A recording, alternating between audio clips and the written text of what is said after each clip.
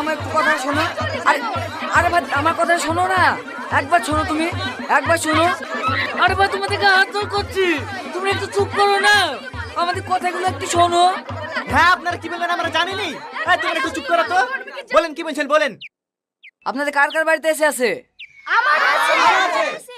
আচ্ছা, আপনারা যে বাড়িতে এসে লাগিয়েছেন, আপনার এই কারেন্টের অফিসে গিয়ে মিটারের ক্যাপাসিটি বাড়ানোর জন্য কোটেশন জমা দিয়েছেন? ওসব কোটেশন বুঝি না গো। টাকা ছেলে দোকান থেকে এসে কিনলে এসে লাগিয়ে দিয়েছি। ওসব ইংলিশ কথাবার্তা বাদ দি, ট্রান্সমিটার দিয়ে সেরি দাও। ওইটাই তো আপনাদের ভুল চাচা।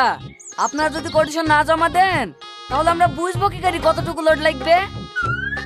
আপনার প্রত্যেক কারেন্টের অফিসে কোটেশন জমা দিয়ে আসবেন, তারপরে নতুন ট্রান্সফরমার আসবে। কদিন লাগবে বাপ? না হলেও 2-3 মাস তো লাগবে। 2-3 মাস? ওকে বাড়ি চলো, জমি জায়গা বেচে দিয়ে অন্য গ্রামে চলে যাবো। কেন রে? শুনতে পাচ্ছ না? 3 মাস কারেন্ট আসবে না বলছে। এই গরমে থাকতে পারবো নাকি?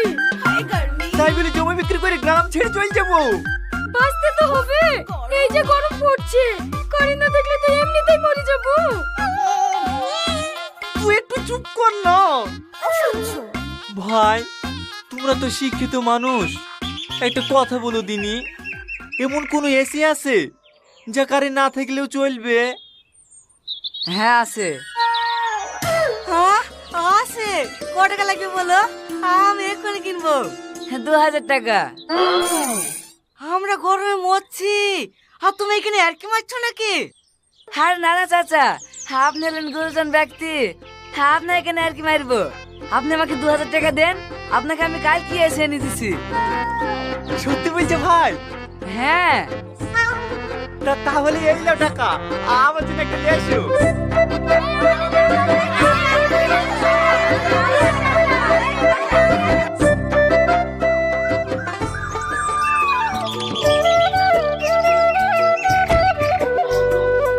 আপনারা যে যেখানেই থাকেন আমাদের গাড়ি কাছে চলে আসেন, আপনাদের এসি চলে এসেছে, আপনারা এসে আপন আপন এসি নিয়ে যান। আমাদের এসে চলে এসছে ভাই। হ্যাঁ চলে এসছে।